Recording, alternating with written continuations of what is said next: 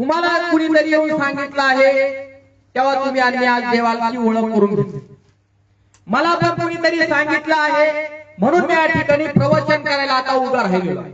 आता आपल्याद्वारे या जगामध्ये कितीतरी लोक आहेत त्यांना अजून पण देवाची, ईश्वराची, भगवंताची ओळख नाही.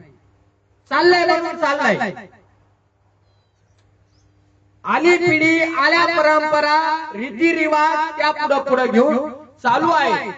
पण जगाचा निर्माण करणारा जो देव आहे त्या देवाची लोकांना आज ओळख नाही. तो कसा आहे, तो कसा दिसतो, त्याचं रूप काय आहे, त्याचा रंग काय आहे, त्याचं सामर्थ्य काय आहे, त्याची ताकद काय आहे हे लोकांना अजून ठाऊक नाही. म्हणून आज तुम्हाला आणि मला या सगळ्या गोष्टीचा अनुभव आलेला आहे की देव कसा आहे, जीवन. आमेन. देव कसा आहे, सामर्थ्यशाली आहे. देव कसा आहे, चांगला आहे. देव कसा आहे, प्रेमळ आहे. देव कसा आहे, दयेने भरलेला आहे.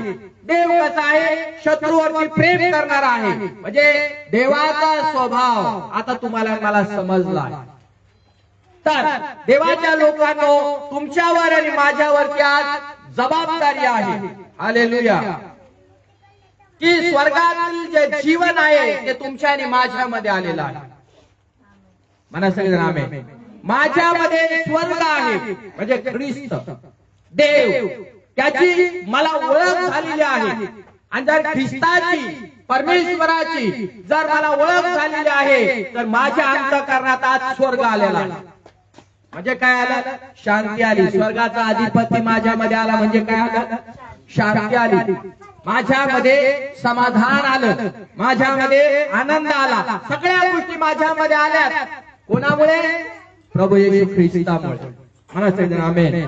माझ्यामध्ये जर आज स्वर्ग उतरून आलेला आहे किंवा ते स्वर्गातील जीवन येशू ख्रिस्त उतरून आलेला आहे तर तो स्वर्ग आणि पृथ्वीचा निर्माण करणारा जो देव आहे मला अनेक लोकांना वाटणं गरजेचं आहे. मी इथं जाईल, कुठं कुठं उभा राहील, त्या लोकांना मी देवाविषयी सांगणं गरजेचं आहे. कारण लोकांना देवाची ओळख नाही आहे. का ओळख? पहा, तुम्ही आणि त्याच्यातून आलो, पण आज कितीतरी लोक आहेत जगामध्ये की त्यांच्याकडे पाहिले ना तास मला दया येते, कनवळा येते. आणि आपण काय म्हणतो, किती लोक फसवले जातात, किती लोक भुलवले जातात. अजून पण लोकांना देवाची ओळख नाही आहे ना. ज्याच्या त्याच्या पद्धतीने ते लोक करत आहे.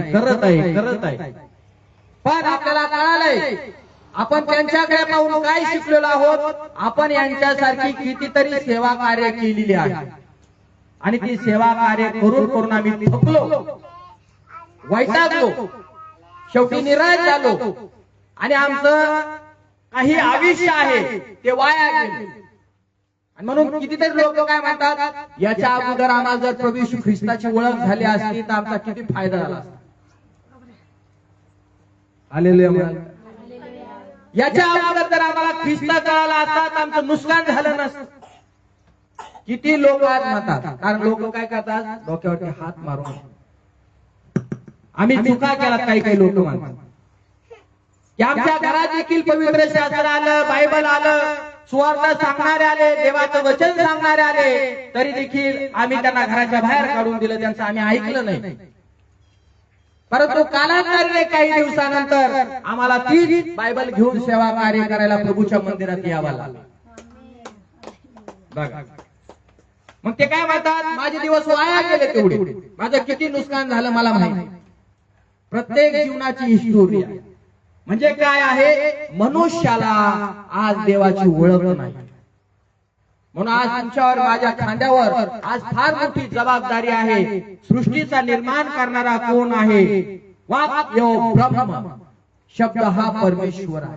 शब्दाला बायबल मध्ये येशू म्हणतात. हालेलुया. आणि हा येशू देह धारण करून आज मानवाच्या तारणाच्यासाठी या जगात. हालेलुया. त्यामुळे आज तुम्ही आणि त्याच्या शब्दावर किंवा वचनावर विश्वास ठेवल्यामुळे आज त्याच्या रक्ताने तुमचं आणि माझं तारण झालं. म्हणा आमेन. माझं तारण जर झालं तर आता माझी जबाबदारी, माझं कर्तव्य काय आहे की जे लोक मला दिलेले आहेत त्या लोकांना सांगायचं आहे. पण अजून कितीतरी लोक आहेत मेंढराच्या नाही का बाहेर, म्हणजे कळपामध्ये काही लोक धरा, आणि अजून कितीतरी बाहेर लोक आहेत त्यांना अजून देव माहित नाही. त्यापर्यंत कोण जाणार? आमेन. कोण जाए कोण मेरे लिए, कोण जाएगा कोण मेरे लिए, प्रभु तू मुझको भेज, मैं जाऊंगा, यीशु तू मुझको भेज, मैं जाऊंगा. आज प्रजासत्ताक दिन आहे, पण आज भारत स्वतंत्र होऊन आज किती वर्ष झाली, पण आज भारत देशामध्ये देखील कितीतरी लोकांना परमेश्वराची अजून ओळख नाही. हालेलुया.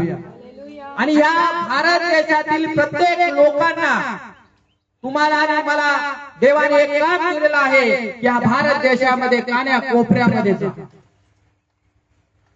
गावागावामध्ये जा, खेड्या गावामध्ये जा, वावरात जा, जिथं जिथं तुम्हाला जाता येईल त्या त्या भागात एरियात तुम्ही जा आणि त्या लोकांना देवाची सुवार्ता सांगा. मला सगळेजण आमेन सांगाल काय?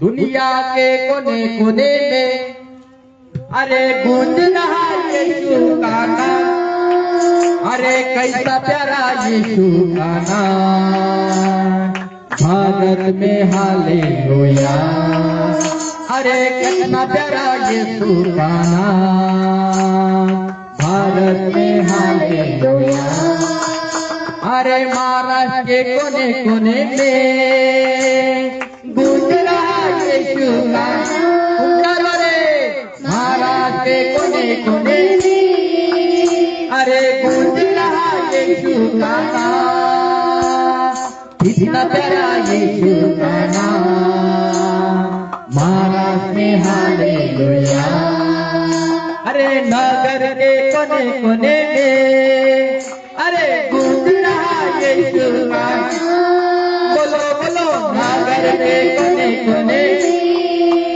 अरे गूंज रहा यीशु का नाम, कैसा प्यारा यीशु का नाम, नगर में हालेलुया.